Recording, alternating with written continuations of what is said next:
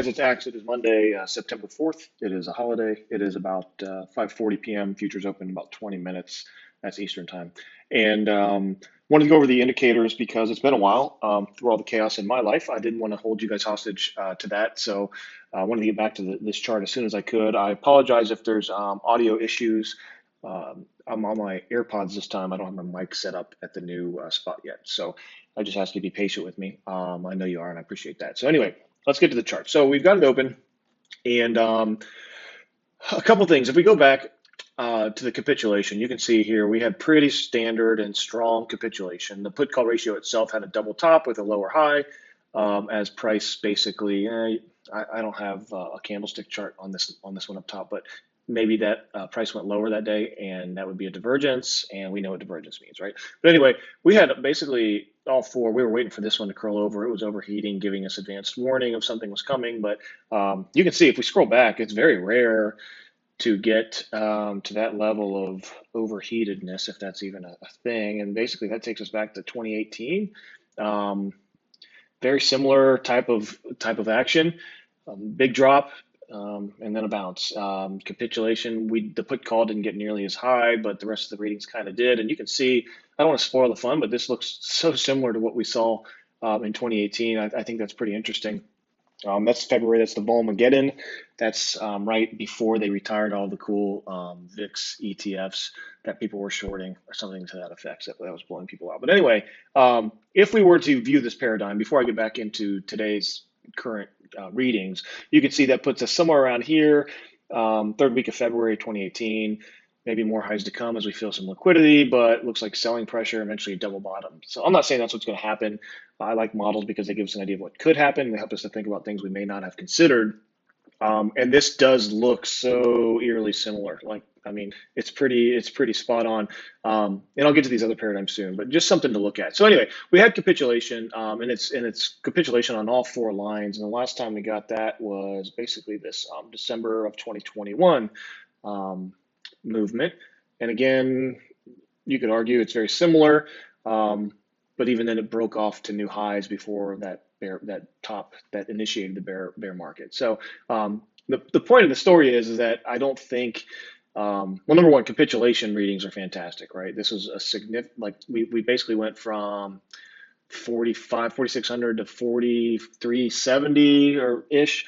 So 300 points or whatever, 200 points, but we hardly got anywhere. We got a major capitulation, and then I know it always feels like the world's going to cave in, the sky's going to fall. When we get capitulation, everybody's afraid to buy it, but buy it we did, and then you can see that pretty much marked the low. So anyway, we had the sell signal, the capitulation, and that's what I always teach you. Then I always say, look for indicators to roll over, look for this blue to come under the orange, and you can see almost every case that happens, a new rally is on the way. There are some exceptions, like September of 2022, and right here, May of 22. So it doesn't mean that we're out of it yet. But we really, if we can see this cross over here, and this indicators roll over back down here, not too euphoria. We don't want to get euphoric. But if we can lock them in down here in this bullish range, that to me suggests that there's more upside coming, and that our longs are safe. There's no reason to prepare for yet another selling event. In order to manifest another sell signal, we'd have to get all the way down here. And basically retouch the red line again all at the same time. And that can happen, but to do that, we're going to need higher prices. And usually when we get a sell signal, we're getting higher prices as puts are coming up. So either way, I think higher prices are coming. How high, I don't know. Like I said, our models, we have models for everything. We have models that say we can go to SPX 10K. We have models that say, we could be topping. To me, we follow the indicators, right? Right now, they said sell signal into capitulation. Now they're rolling over. We've got blue under orange. So we are buy dips until either another sell signal manifests, or we're sort of flushed out of our longs with like an event driven sell. And those are typically tough to predict via the indicators, but I just don't see it. I think it's unlikely that anything appears that is not expected. We're looking at probably like I've been talking about this December and then this March, we're probably looking at something very similar. Chop up towards the highs, and then do we break out? Yes, maybe. Do we trap people? I don't know. So long story short, we have the sell signal, we have capitulation, we've got the rollover in progress. That's everything we say to look for a bottom and to keep buying dips. Of course, you're going to get shaken out. They're going to try to shake you out. There's going to be doom posting on Twitter.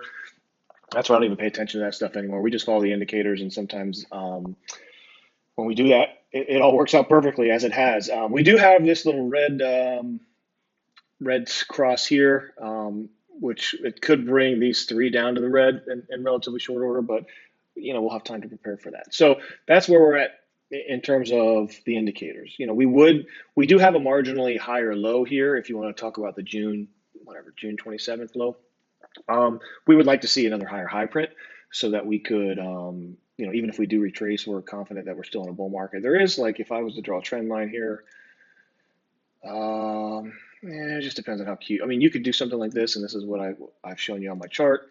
Line charts tend to be a little bit different, though, and that's why it's nice to run them, and not fall in love with them. Lines, that is, don't fall in love with the line because those can be tricky. We're just going to follow the indicator. So anyway, let's go back to the paradigms. This one, very similar, big, we spiked up, capitulated, and by the time we got down to here, we were already at the lows and starting to bounce.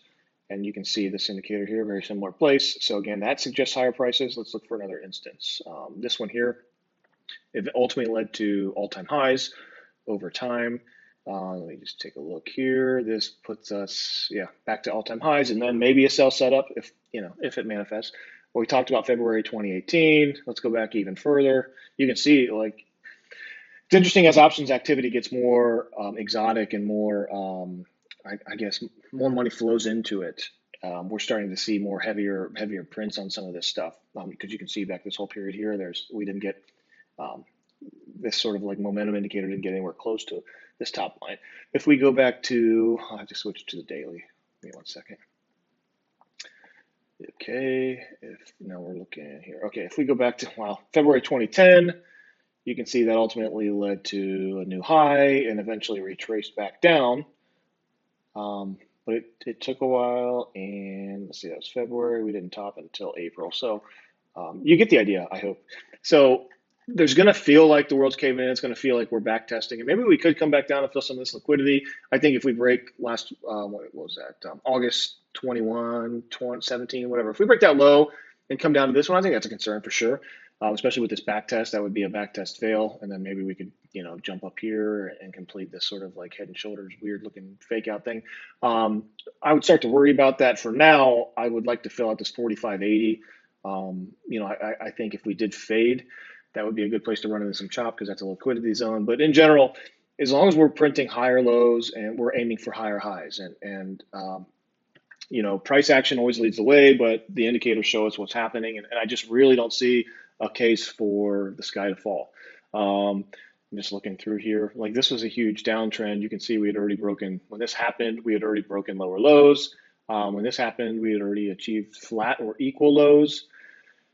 And we hadn't capitulated yet. So to be honest, with the capitulation in this crossover, that to me is just a bullish reading. If you took this outside of the context of the bear market and just on a normal day in 2020 or 2019, whatever, you'd be like, okay, that was a nice little sell, nice little flush. They got us. Let's buy the dip and go. So that's where I'm at with this. We're basically buy the dip. Obviously, don't be stupid. Don't gamble on lottos and zero DT E options. Just be smart. Accumulate for the long term. Like, let's say SPX does go to 10K. Are you really going to be worried about trying to pick up pennies in front of what could become a steamroller? Like, if you can buy shares and pick up commons over time and buy leaps. Those are like options with the year on them. So if you bought like calls for next September, October, November, like, that's an investing strategy that I think is merited here. We had a bear market bottom. Will we retest the lows? I have no idea. But for now, we're going to buy the dip mode until we get another sell signal or there's something that suggests an event-driven sell is coming. So that's where I'm at with the indicators. I hope that makes sense. Feel free to ask questions. I'm here if you need me. Thanks.